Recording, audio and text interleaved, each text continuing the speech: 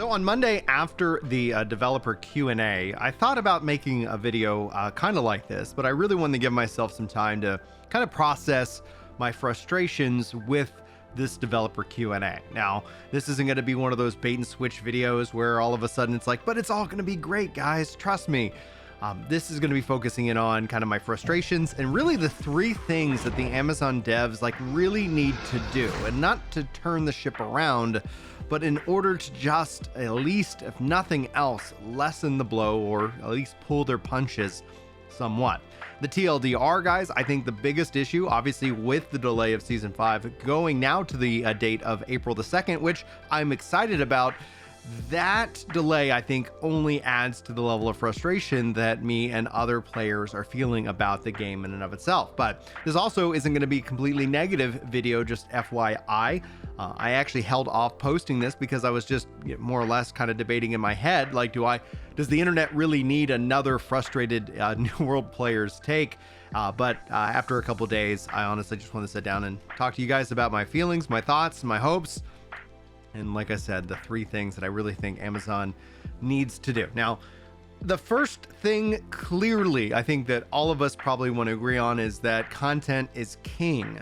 And we're not seeing a lot of it. And that leads to the biggest fault in the developer Q&A. And I think everybody can kind of easily guess what that is. The June update.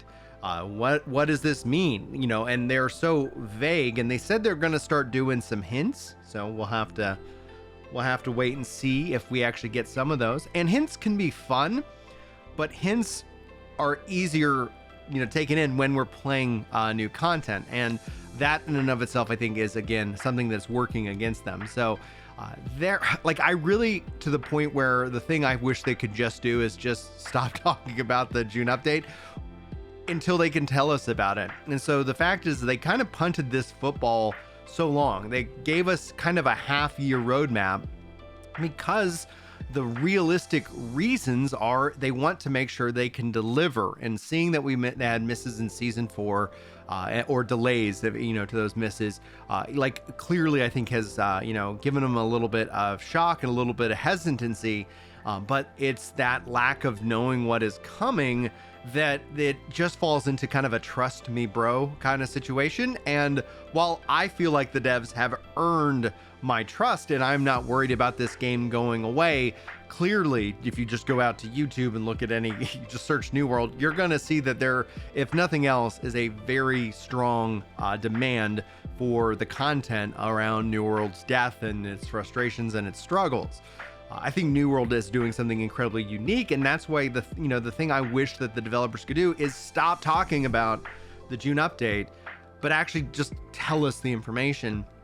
And no matter what, you're always going to be the bad guy in this situation because you're not able to articulate the things that and gamers are wanting and hungry for that information, and also are frustrated with the lack of communication or the lack of content, or you see as a gamer somebody is hey, they invested in controller support. For Brian, this is a big win, but Brian isn't the only type of gamer that's playing New World, and thus people feel frustrated. So it's the same thing imagine if they added in a bunch of new dungeons for people to go and run.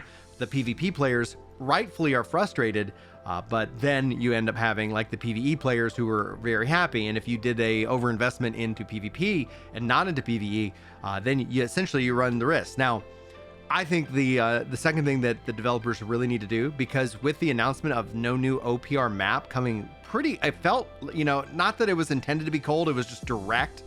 And that in and of itself kind of hurts the boat. A lot of people have been wanting a new OPR map. They've, I think, confirmed that one will be coming, but in terms of an update in June, which would be Season 6 if we're keeping score, and then whatever is to kind of lead into the next back half of the year, that in and of itself is something they need to invest in. I think, and I've brought this up before, and this isn't the cure-all. This one idea doesn't fix everything, but like how they have kind of these regular, light seasonal kind of events that we've seen kind of come back each and every year. I think PvP as a part of a season, just like if you just kind of take some, and forgive the analogy, I know Destiny 2 isn't in the best spot right now, But if you look at Destiny 2 with something like Iron Banner, where that is a seasonal event, and they also have like the Trials of Osiris, I believe that's what it's still called. But with Trials, that happens, of course, over the a couple of days over on the weekend.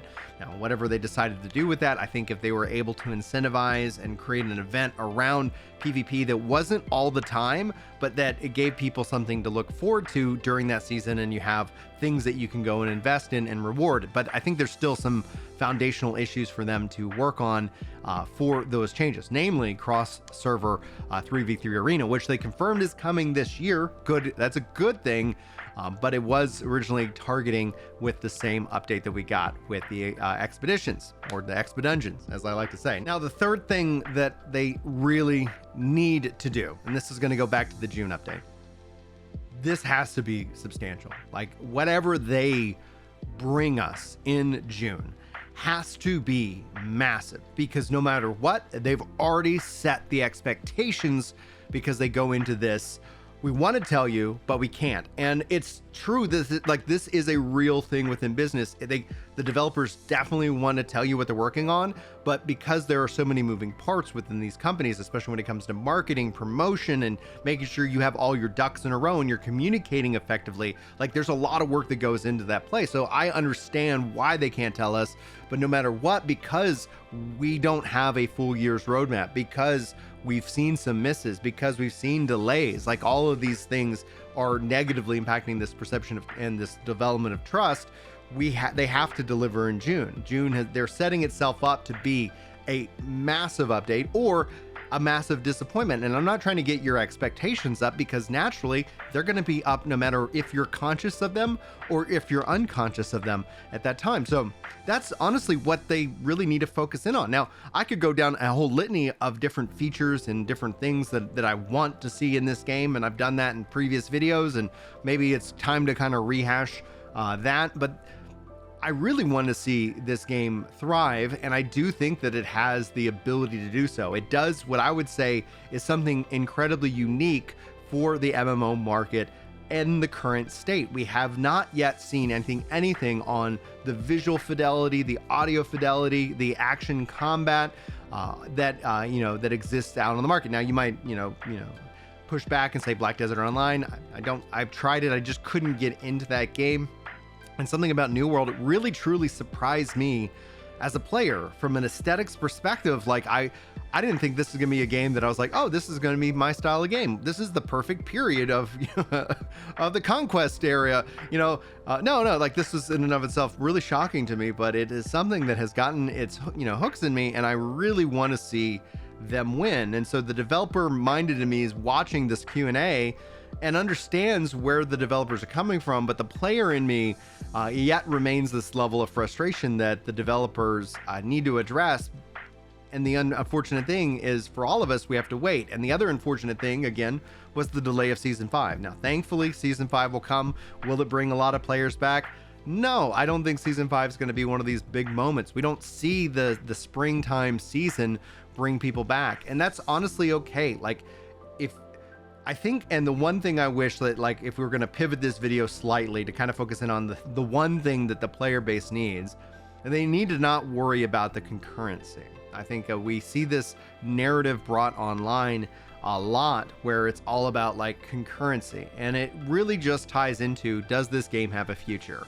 Where people talk about concurrency and the player base, they're really truly asking, if I put my time in this bucket, because there's 1,000 other buckets that I can choose from to put my time into, why should I put it into yours? If, especially within a year or 2 years or 5 years, that experience has the risk of going away.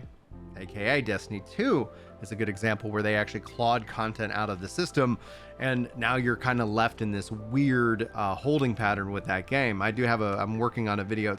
Hopefully I'll get it done. Life's been so busy for Ginger Prime, focusing on the state of the game for Destiny 2. So if you guys are interested in that video, be sure to go check out the main channel over there on GP, Ginger Prime. Anyhow, that's kind of what I wanted to express. I think that the devs are in a really tough spot due to kind of their misses, due to the lack of content, and like this whole video, hopefully you feel like content is going to be the be all end all solution. And I do think the foundations have been shored up and they've fixed a lot of things with the animation system, with the controller support.